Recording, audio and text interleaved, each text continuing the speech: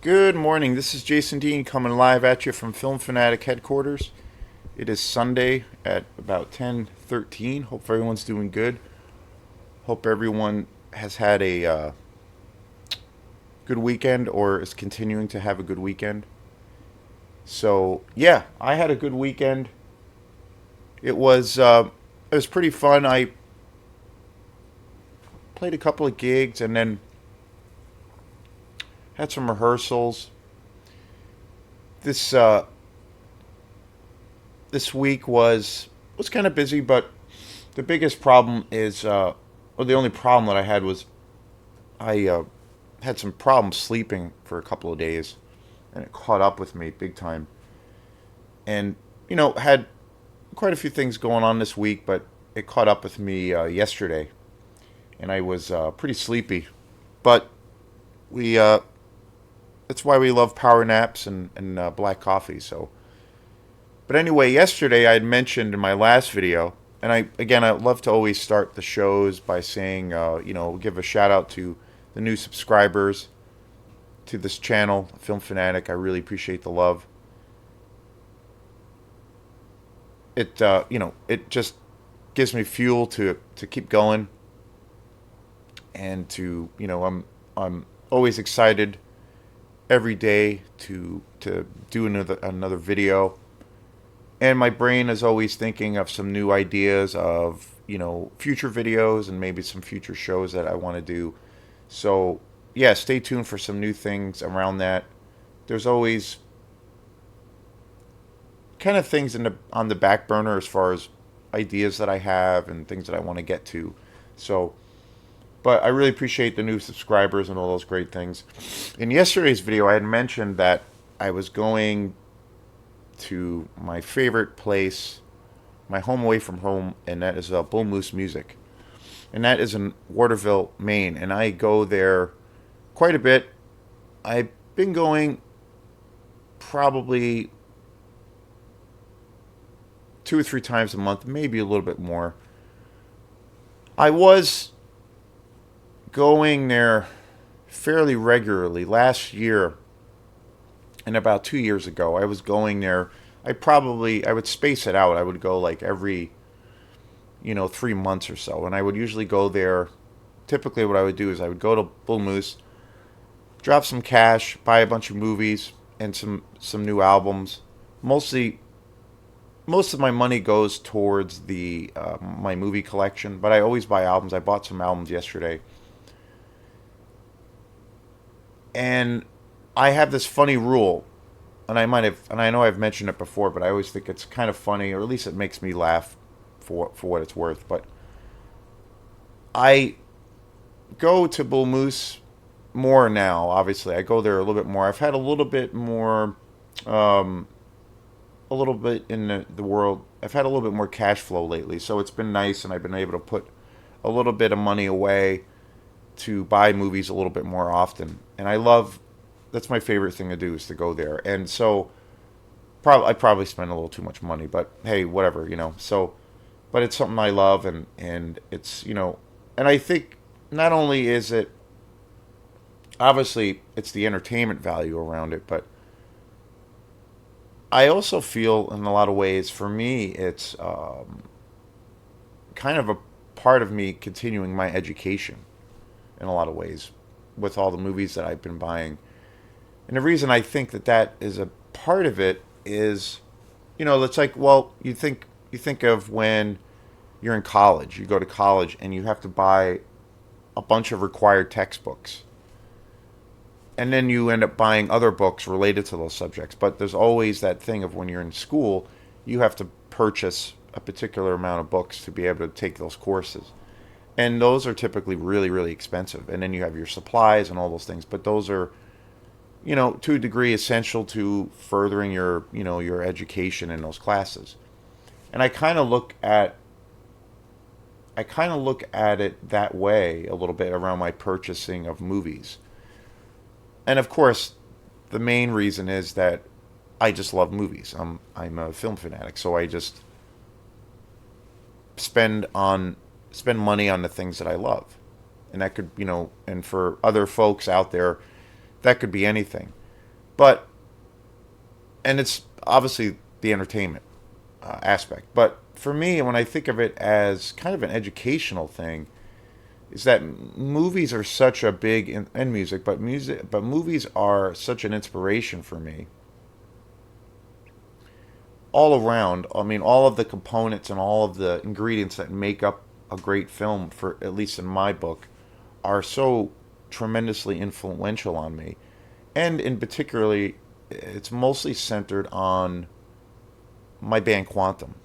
And I know for some folks that is a little bit of a stretch, and it's a little bit maybe, I don't know, unorthodox or a little bit strange. But for me, that's what it is. It's like I get inspired by the film scores of a lot of these movies, the design, the production design, the cinematography, virtually everything. Like if I dig a movie, I'm virtually inspired by every aspect of it, and it carries over to where it inspires me to write music and to create music, and that all is pertaining towards my band Quantum. That's like the main inspiration for that band. And over the years, and especially the last 3 years, like I see every now and then, and I know probably most folks out there might not, understand that or hear that, but every now and then when I'm writing a song, and it goes through these weird bouts, the songwriting process. Sometimes I'm really working on a lot of new stuff, and I have all these new ideas that kind of just come about. And then there's times of where it there's a lot of downtime where I'm not really necessarily writing new material. And usually when that happens, I'm usually in a mode of just trying to make the tunes I have already better. And then I'm also at times rearranging certain songs. Like lately I've been in that space. I wrote a few songs this fall and winter, but lately it's been, as far as writing new material, it's been pretty dry. But I've been spending my time basically tweaking the newer songs that and in particular the songs we haven't played out live yet and that we've just started rehearsing. So I'm like trying to get those better. And then lately I've also been going back to some older material that we have and reshaping them to a degree. So I end up doing that when it comes to the Quantum material. When I'm not writing material, well, usually if I'm writing material and I'm in the process of actually writing a song, that takes up all the time as far as when I am in that world. But when I'm not doing that, there's obviously, even when that's not happening, there's a billion things to still work on. So usually when I'm not writing new material per se, I'm always tweaking things and then just trying to get the newer things that I've written in that recent time period. I'm trying to get those better and try to improve on them. So that's usually what I do. But every now and then when I go through a song or you know revisit a song or play a song I've been working on, in a fairly short time span, like maybe it's a new song or a newer song, I'll hear these little things that might be a certain, it might be a melody or it might be a lyrical thing or something, and I'll hear it and it will remind me of a movie, and then I'm like, oh wait, I did watch that movie, and then I'm like, oh, that somehow influenced this song. So that happens quite a bit, and that's always a lot of fun. And I had a friend once when I think it was over the summer. I had a friend come over who has been really, really supportive of Quantum over the years, and she's really been super supportive. Her name is Erin Kirkpatrick, super supportive friend, and she's come out to a lot of gigs and just an awesome person. Another really big movie fan. But I remember when in June, it was June of last year when we put out our last album, In Dreams I Saw Chapter 1. I think it had just come out, or maybe it wasn't actually out yet. I'm not quite sure. But she was over the house, and I had an album. I had a CD copy of the album, and I played her a couple of the songs, and we were just kind of hanging out, and I played her one of the songs. And she said to me after I played one song, she's like, "Wow, like I really hear the movie influence." And she's like, "This totally reminds me of like a horror soundtrack." And to me, that was the biggest compliment I could get. Like to me, that was just like, great, that's awesome. And if anything, can I know some aspects of the music or what we do or what I do with the band to a degree is polarizing. You know, there's elements of the music where it's definitely, I think it has melodic, like a melodic kind of sensibility or appeal, but there's also aspects of the music that are on the fringe side and that are maybe too strange for people or maybe too a little too wacky or too goofy. And also there are people out there that have this thing where they don't really dig electronic music because they have this idea in their head that it's all synthetic and it's not real music. They rather see a straight up live band.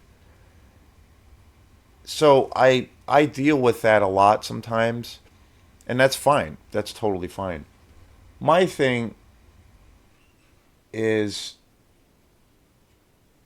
mostly around the idea or notion of what people think of electronic music.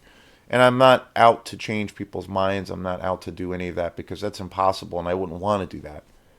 But one of the things that I try to do most of the time with a band is to try to create a space or create a sound of where hopefully it sounds as live as it can possibly be. A lot of electronic artists, and whether or not that's successful or whether or not I'm successful, that's totally subjective. But one of the things that happens a lot, like say, for example, in the electronic world with people who are, say, DJs, and they're maybe, they're essentially DJs and they're playing other people's tracks. Or you just have electronic artists that are playing original music. But a lot of the times, most of the times from what I see is and there might be like say an artist who comes out and he has his keyboards or his laptop or drum machines, all those kinds of things. One of the things that I see is a lot of the time those musicians will come out and they'll already have backing tracks, meaning that they'll already have maybe say 80% of the song structured, and it's like basically they're hitting play and then they're adding other things live and they're like maybe playing some live keyboards or they're singing live, and they might be adding things as they go. But a lot of the times there's always a bass where there's like a preset framework of the music, backing tracks for instance. And that's a thing that is pretty dominant, at least from what I see in the world of electronic music. There's certain folks I know that don't necessarily do that. A few folks that I've been playing with, like great friends of mine and great musicians that I know, don't really do that so much. They pretty much start things from scratch. But I think it's pretty rare to see that. And I think one of the things that happens for people that are not necessarily into electronic music because they have this idea that, well, it's just a guy behind a laptop. It's not, I want to see a guy with a guitar or a bass. One of the things that happens that doesn't help that perception is the idea that a lot of electronic artists have these preset things and they just add these other live elements. So it does have this thing, it does create this thing of where it is pretty synthetic, it's pretty planned out, and it's kind of set in its ways. And I think that can work very, very well. There's a lot of artists that do that very, very well. But for my own taste, what I like to try to do is to try to go into a gig or a performance where there's no preset tracks, There's no backing tracks. There's nothing. Like we're trying to create everything in that moment. Everything that you hear that's going to be performed or that is being played is all live. And one of the reasons that I do that on purpose and intention, and in a intentional way, is to try to maybe give it as much of an organic sound as possible, so it feels like these things are developing and they're happening live.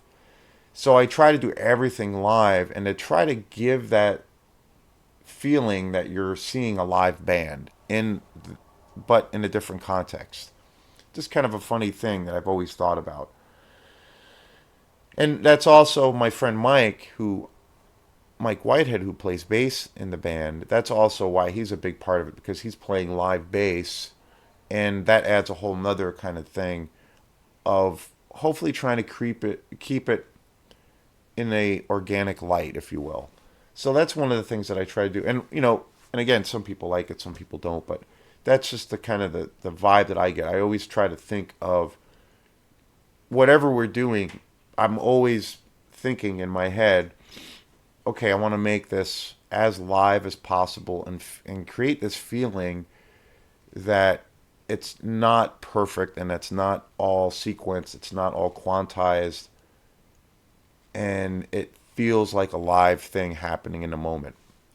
And I think that, to a degree, sometimes I've seen it where it will happen, but that's one of the main reasons why I do that is to try to do away with that stigma around electronic music. But anyway,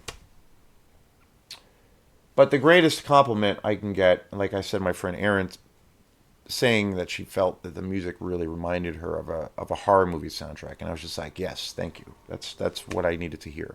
So, but anyway, so we will be playing a show tomorrow night at Myrtle Street Tavern, which is our first time here. They are Myrtle Street Tavern is in Rockland, Maine, and it is a rock club bar slash local dive bar. Super cool place. I've always loved it there, and they fairly recently I've been doing this new music series where they're having music during the week, and they're trying different things, trying to have different music there that they don't normally have. So if you're around tomorrow night in Rockland, Maine at Myrtle Street Tavern, we will be playing a 2-hour set with Quantum from 8 to 10. So, and then we have some other shows coming up. We're going to be playing at the All Roads Festival in May, which we're really excited about. We have 2 shows there on a Friday and Saturday, and then we also have a show coming up at the Poor Farm, which is a lot of fun. We've played there a few times. We've had some really fun gigs there. I think we've played there about 3 times now. And that's a really great nano brew pub in Union, Maine, so we'll be playing there too. And stay tuned for more things happening and coming up. So cheers.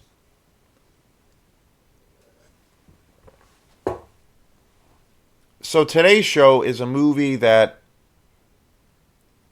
I think just really kicks ass. And this is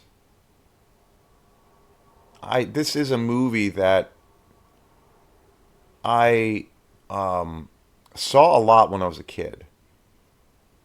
I thought, even at the time when I first saw this movie, I thought that this movie was crazy and totally bonkers. It was kind of one of the first movies I think I saw as a kid that, I guess you could kind of consider it. Well, it's definitely got elements of horror and sci-fi. But for some reason, I remember when I saw this movie as a kid, I remember creating this memory in my head ever since I saw it, that this was like kind of one of the first sci-fi movies I ever saw in its own weird way.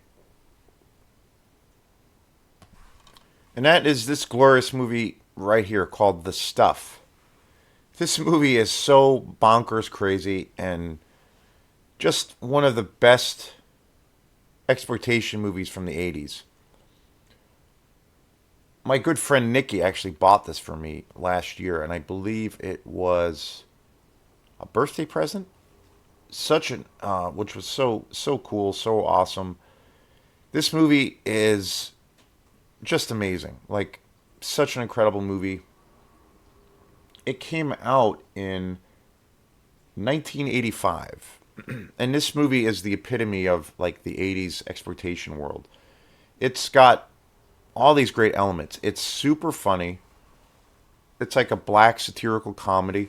The last movie that I did a show on, or actually no, was it the last movie? I don't think it was the last movie that I just did the show on. I can't remember what that was. The movie that I was going to mention. Oh, Attack of the Killer Tomatoes. I did a show on that a couple days ago. And to me, there's a lot of similarities with Attack of the Killer Tomatoes and the stuff because of they're both classic exploitation movies, super low budget, and they have elements of horror and sci-fi,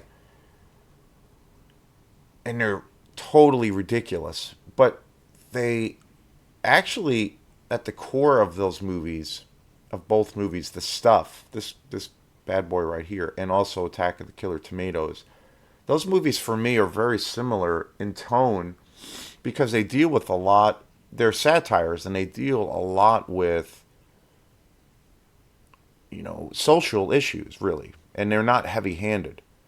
Like this movie really deals heavily, I think, with consumerism and like marketing and how people are kind of, controlled by media or controlled by corporations that essentially, corporations essentially run the world. And if, they commit crimes, they essentially get a little, a slap on the wrist. There's no real, nobody's held, there's no real accountability. Where if citizens commit crimes, obviously there is accountability and they're subject to the law of the land. Corporations don't really have that because they kind of create the law of the land. They are the true dictators.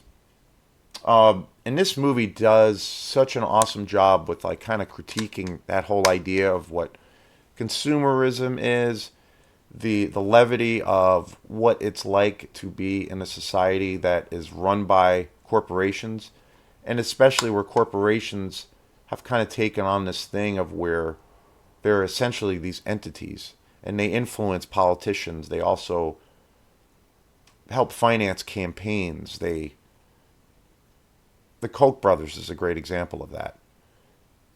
They prop up politicians. They have these agendas. So this movie does such a brilliant job of focusing on that. But yet again, like Attack of the Killer Tomatoes, it's never, I guess, to a degree overt or super heavy-handed. It's not preachy. It's not like, it's never a case of where you're like, if you see a film, and I've mentioned it too before in certain documentaries that I've seen, and I'm a huge fan of documentaries, and I've been doing more coverage of those films, where I saw a trend, say, within the last 5 or 10 years, and there's amazing documentaries that are still coming out. I don't stay up on that genre as much, but I still have deep love for documentaries. But I noticed that there was this odd trend that was happening the last few years, and again, this is just my opinion, that there were a handful of documentaries that I saw that seemed to be this thing of where the narrative was part of this like preaching to the choir thing, or this idea that, well, you have, meaning the audience already has, or well, the preaching to the choir thing is a big thing. But I also got this sense that from the directors and the narrative of the story was that, well, okay, this is our agenda for the film. so you need to agree with this, or we're drawing a line in the sand, and you need to come around and believing that this is what we're doing. And then it was also what they were trying to push was very overt. And this would be, say, for films that have quote unquote like a progressive sense of idealism, or a progressive, say, take on politics. And I don't get into politics here on this channel, but I typically kind of consider myself to be quote unquote on the liberal or progressive side of things. But the problem that I had with like I was saying, for example, certain documentaries that have come along, is that I don't like, even if I and I found too, even it was the case even for movies that I happen to say really agree with what they were talking about and their message.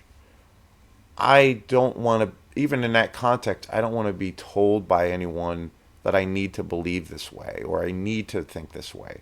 I want to be able to, especially when it comes to documentaries, I want to be able to make my own mind up and listen to a few. Yeah, I want to listen to a few different views from different perspectives, but I don't want to ever be told, even if it's something I totally agree with. Like, say, if it was dealing with, you know, political things, like say it was something about Donald Trump or something about the military industrial complex, all these things that I have very strong opinions, or things dealing with the environment. I noticed that there were certain documentaries that were coming out that were, even though I totally agree with what they were about, I felt like I was being told that I need to believe this. And to me, that's a big turnoff. I want it to be a place, or in a place of where I can kind of make up my own mind, even though I agree with it. And when I mentioned too, like the whole preaching to the choir aspect, where you have a group of people who are essentially making material, or they're not trying to expand or broaden the audience and bring some new ideas to people who might be more open minded. They're more concerned with just talking to the people who already completely agree with them. And I agree with that, and I understand that to a degree, but I also feel that stance is also kind of a defeatist way of going about expressing your ideas. Because you want to be able to have, I think, you want to have a dialogue with other people who are from different walks of life.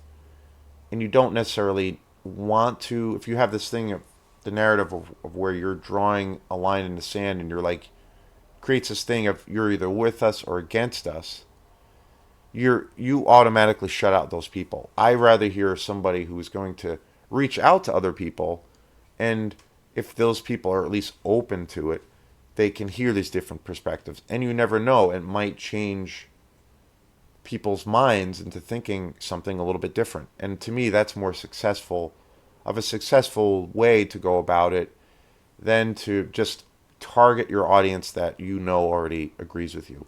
But again, that's just my thing. And I feel that movies that, mostly pertaining with documentaries, and certain movies, definitely certain movies that have come out, that it's become a thing of where it's very politicized, and you have to believe with what we're about. There is a movie, one example of a movie that I thought did that, and I agreed, pretty much agree with the social, political opinions around it and what the idea of it was. I pretty much agree with it, but I felt like I was being hit over the head and being told to believe this way, as opposed to be making up my own mind. And that was a movie called Don't Look Up, that was starring Leonardo DiCaprio. Really good movie in a lot of ways. But I thought that movie was so heavy-handed in creating this feeling that I need to believe I need to think a certain way, and I need to align myself with a certain kind of idealism in order, because that's the only right way. And it was, even though I agree with most of that ideology, I don't want to be told from being an audience member that I need to think a certain way. So it's a weird thing. It's a weird thing. And I've like with documentaries, there's a few documentaries where that, like I said, was really the case. And I don't like when that happens. I don't like when I'm being told to think a certain way. So, but getting back to these movies tackle the stuff, and also Attack of the Killer Tomatoes, tackle those very same issues, but they do it in a black comedy, satirical kind of way. And these are obviously exploitation movies, and but it does it in a way where I never feel, as an audience member and a watcher of these films, that I'm being told that I need to think a certain way, and that's just great to me. That's just an awesome example of that, and it's wonderful. And this movie, or this, I should say, this edition for this film is just fabulous.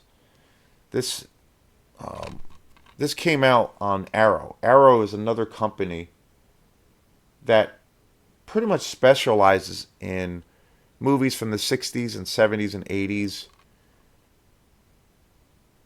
with most of the genres that they focus on, or genre that they focus on, is the exploitation world. And this movie is just awesome. The special features on here, the packaging is super cool. It's all the original artwork. Beautiful edition. The special features on here are just tremendous. There's hours and hours of special features. And this movie was directed by Larry Cohen. And Larry Cohen was a big mover and shaker in the world of film, and especially exploitation. He was a real force. Some of the movies, his track record was just incredible. He did a movie called It's Alive in 1974, which is just an awesome movie. That would be a movie. That's a movie I definitely want to revisit again. I don't think. I don't think I have any other Larry Cohen movies on here or in my collection. But there's an awesome interview with Larry Cohen on this disc. He died, unfortunately, I think a couple of years after this was put out.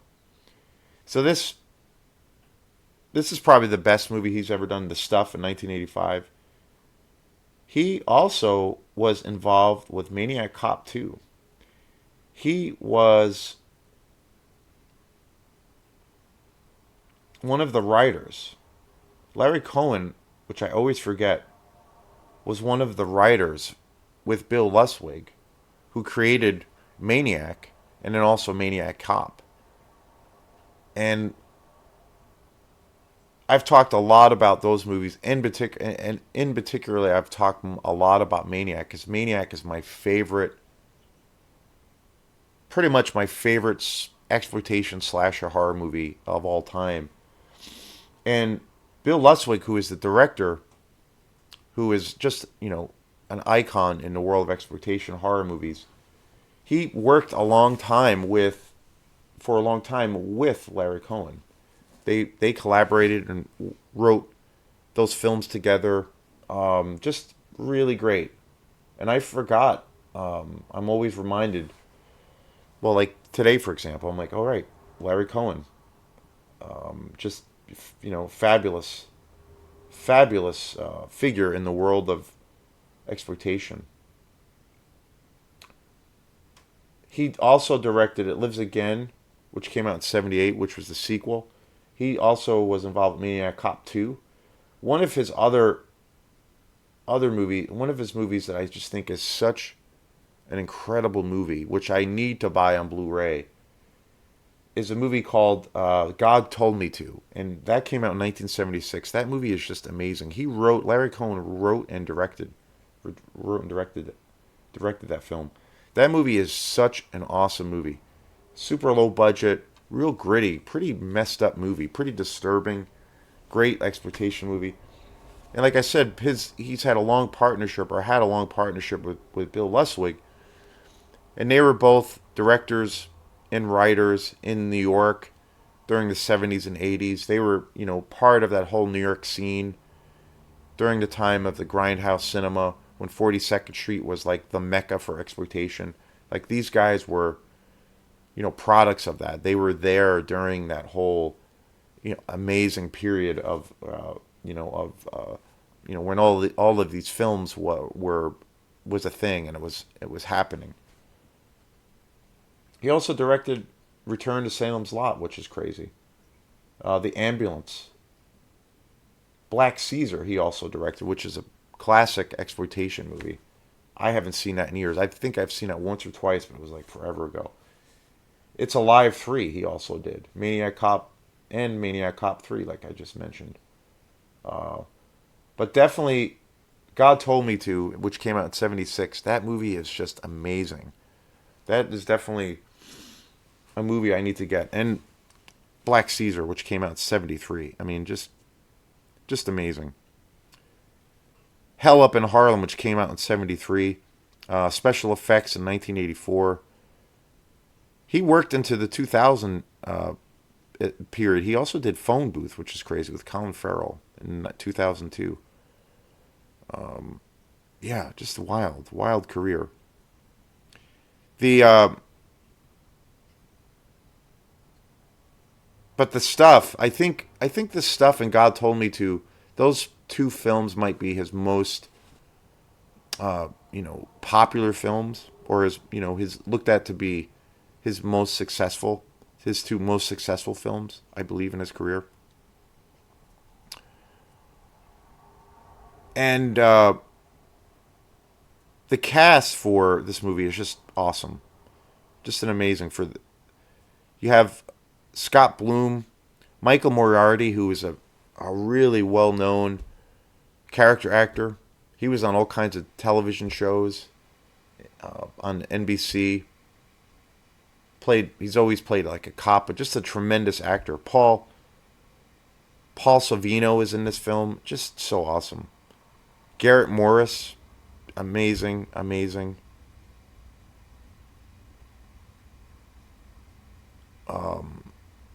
Yeah, I mean, this cast is so great. And again, it's got all these great. Abe Vigoda, amazing character actor.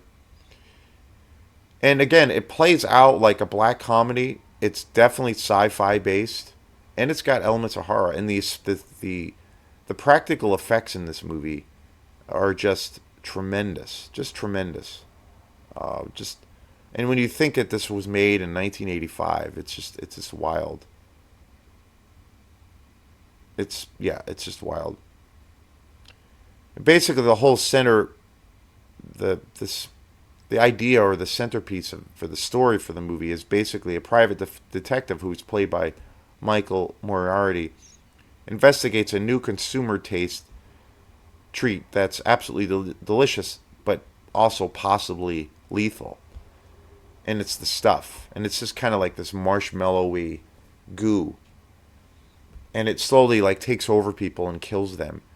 And again, like this movie does such an awesome job with tackling social issues, especially centered on consumerism. And it's bonkers crazy. It's just bonkers. The practical effects are just mind blowing. And again, I'm always reminded. Practical effects for me are that's my jam, and I love films that have CGI in them. I mean, there every now and then there's some newer films that I think are really great at showcasing that newer technology. I think one movie that does a really good job with that it was the last Spider-Man movie. I thought that was Spider-Man into the Multiverse. I thought they did a fabulous job with using. Well, there is a degree of practical effects, but most of it is CGI, and I think that's pretty seamless. Just a really great example of that. But there's something about these exploitation movies that came out in the 70s and 80s where everything is in camera. There's no blue screen. So these filmmakers and folks that were responsible for building these sets and creating this environment, I mean, the amount of imagination that they had to use and to try to like build something from nothing is just miraculous. And and it whenever I see movies that have such a great use of practical effects, to me it just has it's a tactile thing for me, but it just has a certain organic thing around it that draws me into the movie. And then it's also a thing of where it always baffles me, and I start thinking whenever I see good practical effects in a horror movie or an old school exploitation movie, I'm always like, wow, how did they do that? How did they pull that off? Like, they instead of, we're accustomed now that you'll companies will bring in various digital professionals that work for these digital companies, and they'll spend hours creating content through their computers, which again in itself is an art form. But there's something about these guys that were actually on set building actual material that to me just gives it an air of mystery of like, wow, how did they pull this off? And it has an organic thing that just pulls me into it more. And plus, I'm a real tactile based kind of guy, so it really piques my interest even more. So, but again, this classic came out in 1985. It is so awesome. Larry Cohen, he's one of the one of the best figures in the world of horror exploitation and independent filmmaking. So many great movies.